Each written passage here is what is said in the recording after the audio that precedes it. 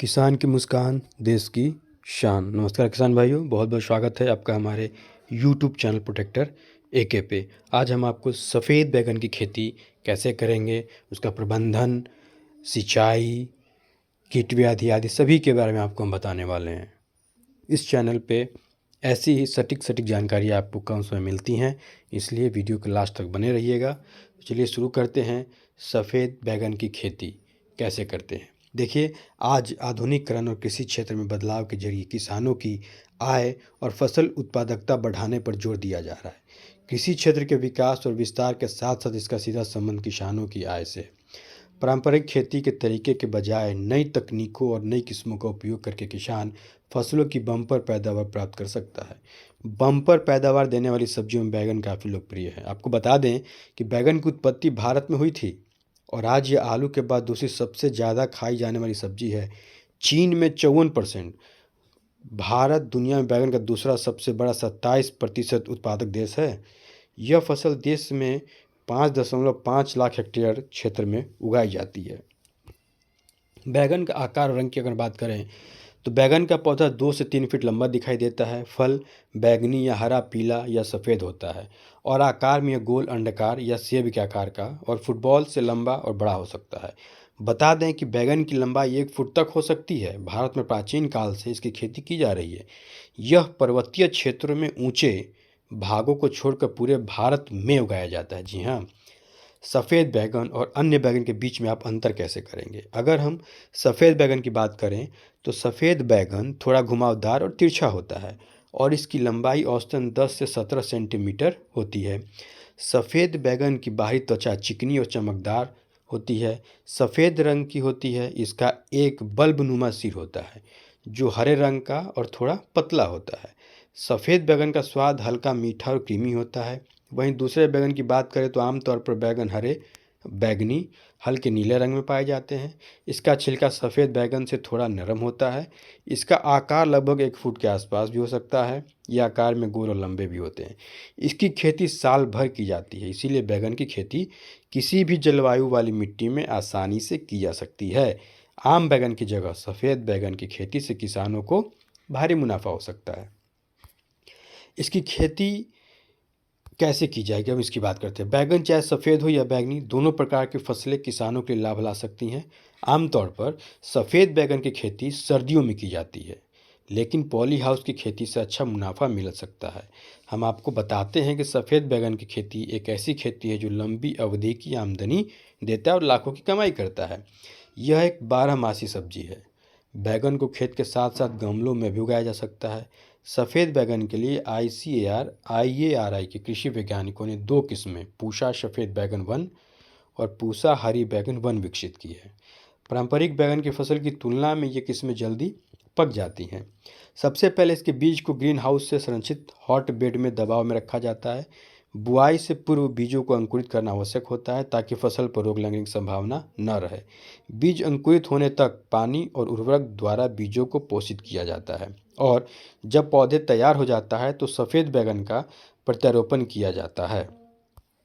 बोने का समय की अगर हम बात करें इसकी तो फरवरी और मार्च में सफ़ेद बैगन लगाने के लिए बहुत अच्छा महीना है, क्योंकि बैगन की देर से बुआई उच्च तापमान और गर्मी का तनाव पौधे को खराब विकास की ओर ले जाता है। इसीलिए बैगन की नर्सरी 15 जनवरी के बाद शुरू कर देनी चाहिए। फरवरी और मार्च महीने में मुख्य खेत में रोपण किया जाना चाहिए, लेकिन अगर बैगन की खेती मानसून में करनी हो तो बैगन की खेती जून में की जाती है। अब नर्सरी कैसे तैयार करेंगे। जिस स्थान पर नर्सरी लगाई जाती है वहाँ पर सबसे पहले 1 से 1.5 मीटर लंबी और 3 मीटर चौड़ी क्यारी तैयार करनी है और मिट्टी को कुदाल से भुरभुरी कर लेना चाहिए। इसके बाद 200 ग्राम DAP प्रति क्यारी डालकर भूमि को समतल कर लेना चाहिए। जमीन को समतल करने के बाद वहाँ की मिट्टी को पैरों से दबा दें। फिर दबाई हुई समतल भूमि पर रेखा खींचकर बैगन के बीज बो दें। बोने के बाद बीजों को ढीली मिट्टी से ढक दें। इसके बाद नर्सरी के मैदानों को जूट की बोरी या किसी लंबे कपड़े से ढक दें। आप पुआल से भी ढक सकते हैं। बैगन के खेत में 15 दिन के अंतराल पर 2 बार गुड़ाई करनी चाहिए नर्सरी में। इससे पौधे की जड़ों का बेहतर विकास होता है। सफ़ेद बैगन सिंचाई की अगर हम बात करें तो सफ़ेद बैगन बोने के तुरंत बाद फसल में हल्की सिंचाई कर देनी चाहिए। इसकी खेती के लिए ज़्यादा पानी की ज़रूरत नहीं होती। जैविक खाद या खाद की ही प्रयोग करना याद रखें। इस फसल को कीटों और बीमारियों से बचाने के लिए जैविक नीम कीटनाशक का उपयोग अवश्य करें। मिट्टी की नमी बनाए रखने के लिए नियमित रूप से पानी दें। बैगन की फसल पकने के 70 से 90 दिनों पककर तैयार हो जाती है। बैगन के पौधों को सहारा सफ़ेद बैगन मल्चिंग पर लगाया जाता है और सिंचाई के लिए ड्रिप सिंचाई का उपयोग कर सकते हैं आप। इसलिए पेड़ों को सहारे की ज़रूरत होती है, क्योंकि अगर कभी बारिश हुई तो पेड़ के गिरने की संभावना होती है। ऐसे में बैगन के पौधे को सहारा देने के लिए बांस का इस्तेमाल किया जा सकता है। अगर हम पोषण प्रबंधन की बात करें तो सफ़ेद बैगन के बोने के तुरंत बाद फसल में हल्की सिंचाई कर देनी चाहिए। यूँ तो इसकी खेती में ज़्यादा पानी की ज़रूरत नहीं होती है, इसीलिए अगर किसान चाहें तो ड्रिप सिंचाई से ही पानी की ज़रूरत पूरी की जा सकती है। मिट्टी को लगातार नम रखने के लिए समय समय पर पानी देना याद रखें। सफ़ेद बैगन के पोषण के लिए जैविक खाद या कंपोस्ट का प्रयोग करें। इससे स्वस्थ फसल प्राप्त करने में आपको काफ़ी मदद मिलेगी। सफ़ेद बैगन को कीटों और बीमारियों से बचाने के लिए जैविक नीम कीटनाशक का उपयोग आवश्यक है। उचित देखभाल से बैगन की फसल से 70 से 90 दिन के बीच में उत्पादन प्राप्त किया जा सकता है। अब हम बात करते हैं सफ़ेद बैगन में लगने वाली कीट का। जी हाँ, सफ़ेद बैगन की फसल को विभिन्न प्रकार के कीट एवं रोगों से भारी नुकसान होता है। इसमें जहाँ फसल की गुणवत्ता प्रभावित होती है, वहीं फसल की पैदावार पर भी असर पड़ती है। कीट और रोगों की समय समय पर रोकथाम करने पे हम बैगन का अच्छा उत्पादन प्राप्त कर सकते हैं। तो इसके कीट एक सफ़ेद मक्खी, अंडे के आकार के सफ़ेद फौन रंग की सफ़ेद मक्खी के किशोर और वयस्क पत्तियों का रस चूसकर नुकसान पहुंचाते हैं। यह मक्खी वायरल बीमारियां भी फैलाती हैं। लाल अष्टपदी मकड़ी वयस्क और नीम पत्तियों का रस चूसते हैं और पत्तियों को मोड़ देते हैं। भारी संक्रमण के कारण लाल पत्तियां और जाले बनते हैं। एक और है तना और फल छेदक सुंडी। यह हल्के गुलाबी रंग की इल्ली है। फल खाने से पहले यह कलियों को छेद करके अंदर चली जाती हैं और उसी में घुसकर उन्हें नष्ट करती हैं।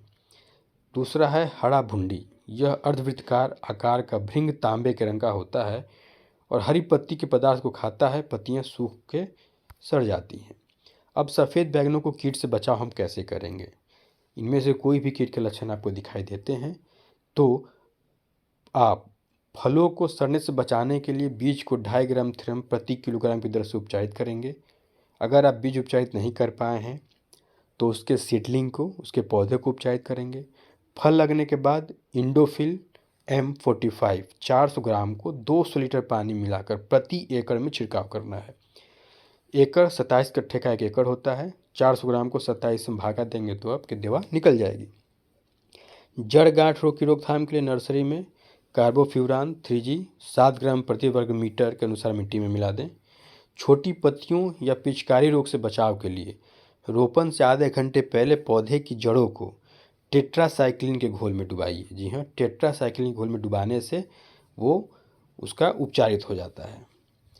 अगर जल भराव हो जाता है तब यह रोग नर्सरी के पौधों को भारी नुकसान पहुंचाती है। यह बीमारी नर्सरी में ही ज़्यादातर लगती है। उच्च मिट्टी की नमी और मध्यम तापमान, विशेष रूप से बरसात के मौसम में यह रोग आम बात है। यह 2 तरह से होता है, एक पूर्व और एक पश्चात। Alternaria leaf spot. इस रोग के कारण पत्तियों पर गहरे छल्ले वाले विशिष्ट धब्बे बन जाते हैं। ये धब्बे ज़्यादातर अनियमित होते हैं और पत्ती की सतह के एक बड़े क्षेत्र को कवर करने के लिए आपस में जुड़ जाते हैं। गंभीर रूप से प्रभावित पत्तियां गिर जाती हैं। लक्षण संक्रमित फल पर बड़े गहरे भूरे धब्बे के रूप में दिखाई देता है। संक्रमित फल पीले पड़ जाते हैं और पकने से पहले टूट जाते हैं। फल सड़न की अगर हम बात करें तो यह रोग बैगन की फसल में अधिक नमी कारण होता है। पहले लक्षण के रूप में फल की सतह पर पानी से भरा एक छोटा सा घाव दिखाई देगा, जो बाद में बढ़ जाता है। प्रभावित फलों का गूदा भूरा हो जाता है और तने कपास जैसे सफ़ेद हो जाते हैं। फोमोपिस ब्लाइट। यह एक गंभीर रोग है जो पत्तियों और फलों को प्रभावित करता है। फंगस नर्सरी में पौधों को प्रभावित करता है, जिससे अवरुद्ध वृद्धि के लक्षण दिखाई देते हैं। पौधे के संक्रमण के कारण अनियमित वाले किनारों के कारण अवरुद्ध वृद्धि के लक्षण दिखाई देते हैं। जब पत्तियां प्रभावित होती हैं तो छोटे गोलाकार धब्बे बन जाते हैं, जो अनियमित काले किनारों के साथ गहरे से भूरे रंग के होते हैं। घाव डंठलों और तनों पर भी हो सकते हैं, जिससे पौधों के प्रभावित हिस्सों को नुकसान हो सकता है। इसलिए प्रभावित पेड़ों पर लक्षण दिखते ही कैसा लक्षण दिखेगा? तो आपको धसा हुआ स्पष्ट लक्षण नहीं होते जो बाद में परिगलित क्षेत्रों में विलीन हो जाते हैं। कई संक्रमित फलों का गुदा सड़ जाता है।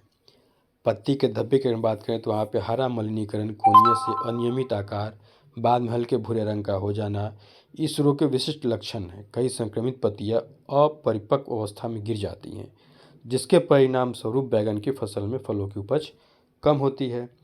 अब सफ़ेद बैगन के फ़ायदे क्या हैं? क्यों सफ़ेद बैगन की खेती आप करें और उसे क्यों हम अपने भोजन में जोड़ें? सफ़ेद बैगन में मौजूद फाइबर कब्ज, गैस, एसिडिटी से जुड़ी सभी परेशानियां दूर करता है। इसमें पाए जाने वाले खास तरह के पोषक तत्व ब्लड में बैड कोलेस्ट्रॉल को कम कर गुड कोलेस्ट्रॉल का लेवल मेंटेन करते हैं। सफ़ेद बैगन में बॉडी को डिटॉक्सिफाई करने के गुण मौजूद हैं, जो आपकी किडनी को स्वस्थ रखने में मददगार हो सकती है। सफ़ेद बैगन फाइटोन्यूट्रिएंट्स नामक प्राकृतिक केमिकल से भरपूर होता है, जिन्हें मानसिक स्वास्थ्य से सुधार के लिए जाना जाता है। यह शरीर और मस्तिष्क में रक्त के प्रवाह को बेहतर करने में आपकी मदद करता है। ब्रेन में ब्लड फ्लो बेहतर बनाने में से याददाश्त क्षमता बढ़ती है। सफ़ेद बैगन में फाइबर की अधिकता होती है, जो वजन को कम करता है। इसके सेवन से आपका पेट लंबे समय तक भरा हुआ महसूस करता है, जिससे आप ओवर डाइटिंग से बच सकते हैं। बहुत बहुत धन्यवाद हमारे साथ बने रहने के लिए। उम्मीद है आपको जानकारी अच्छी लगी होगी, तो ज़रूर लाइक करें, शेयर करें और सब्सक्राइब करें, ताकि ऐसी ऐसी जानकारी हम आपको समय समय पर देते रहें। मैंने इसमें जो भी बीमारियां और दवाइयां बताई, उन सब पे स्पेशल एक अलग अलग वीडियो हर बीमारी पे, उसके लक्षण, प्रभाव और उपचार पे बने हुए हैं। आप उनको भी देख के आसानी से समझ सकते हैं। धन्यवाद। जय जवान, जय किसान, जय विज्ञान।